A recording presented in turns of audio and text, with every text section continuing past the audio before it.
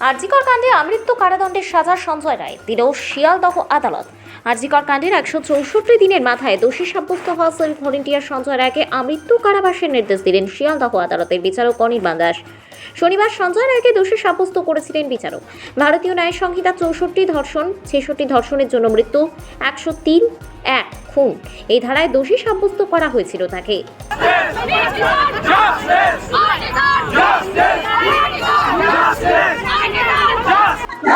সবাই জানে ভেতরে নিশ্চয়ই কিছু ব্যাপার তো আছেই। এতদিন ধরে তো এটাই যদি জানাজানি হতো তাহলে তো হয়ে যেত। তো ভেতরের ব্যাপারগুলো জানতে চান সবাই, সেটা জানার জন্য এতদিন অপেক্ষা করছে। তো সেটা জানুক, সত্যিটা আসুক সামনে, এটার জন্য হচ্ছে। সবাই জানছে যে ভেতরে নিশ্চয় অন্য কোনো ব্যাপার আছে, সেটা যত তাড়াতাড়ি জানা যায় তত ভালো। সেই কারণেই তো সবাই, জনগণ তো সবাই জাগ্রত হয়েছে, সেই জন্য সবাই জমায়েত হয়েছে। তো দেখা যাক, সবাই জানে, এবার সেটা সবার সামনে আসুক, আইনি ভাবে আসুক, সেটাই সবাই চায়। বিচারক যেটা করবে সেটা কিন্তু তার আগে আসল সত্যিটা বেরোক, তারপরে তো বিচার নিয়ে সিবিআই তদন্ত কি ঠিকঠাক হয়েছে? না, সেটা নিয়ে তো এখন এই জন্যই তো এতটা জাগ্রত হচ্ছে লোক, যে সেটা কতটা সত্যি, কি বিচার হয়েছে সেটা নিয়ে তো প্রশ্ন থেকেই গেছে। সেটা হোক, তারপরে তো আসল সত্যি তো বেরিয়েছে বলে মনে হয় না কারোরই, সবাই এই জন্যই জানাচ্ছে।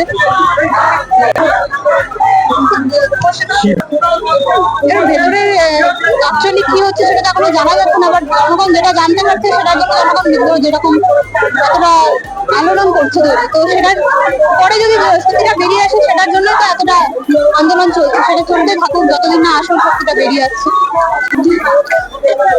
পুলিশের ভূমিকা নিয়ে এবার সেটা নিয়ে তো মানুষ তো এত প্রশ্ন করছে, দেখা যাক। আপনি বাচ্চাদের উপর একটু জিজ্ঞেস করুন। হতে পারে না, তার ফিজিক্যাল এভিডেন্স যা আছে সেটাও একাদশী বলে না, এবং যে কোনো সাধারণ বুদ্ধি সম্পন্ন মানুষ বুঝতে পারে এটা প্রশাসনিক রাজনৈতিক মদত না থাকলে এই খুন কখনো হতে পারে না।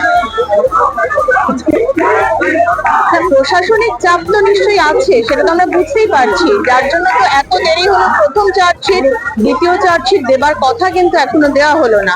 এরকম তো অনেক ঘটনাই ঘটেছে। আমরা তো শুনেছি যে মুখ্যমন্ত্রী বলেছেন যে আমি রাত 2টো পর্যন্ত কথা বলেছি নগরপালের সঙ্গে। কি কথা বলেছিলেন সে ব্যাপারে তো কেউ জানার চেষ্টা করছে না। সিবিআই কি জিজ্ঞাসা করেছিল ওনাকে? আমাদের কাছে তো কোনো খবর নেই।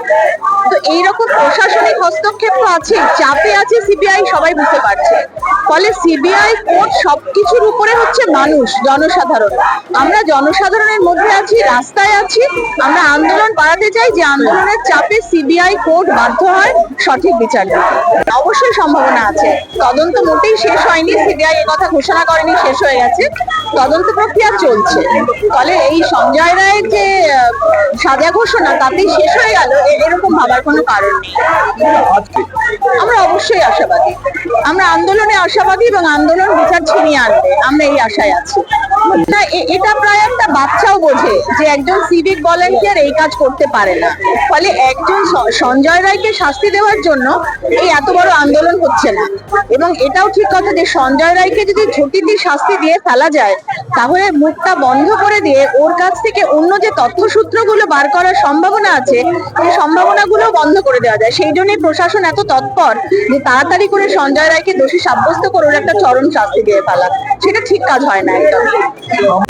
এটা আমরা আগেও দেখেছি যে সঞ্জয় প্রিজন ভ্যান থেকে কিছু বলার চেষ্টা করেছে, তারপরেই কালো ঘেরাটোপে প্রিজন ভ্যানকে আটকে দেওয়া হয়েছে। সেই জিনিসটাই চলছে যাতে সঞ্জয় আর মুখ খুলতে না পারে। তো আজকে তো বিচারকের কাছে সঞ্জয়ের কিছু বলবার কথা, সেটার ব্যাপারে আমরা তাকিয়ে আছি সঞ্জয়কে কি কতটুকু বলতে দেওয়া হয়।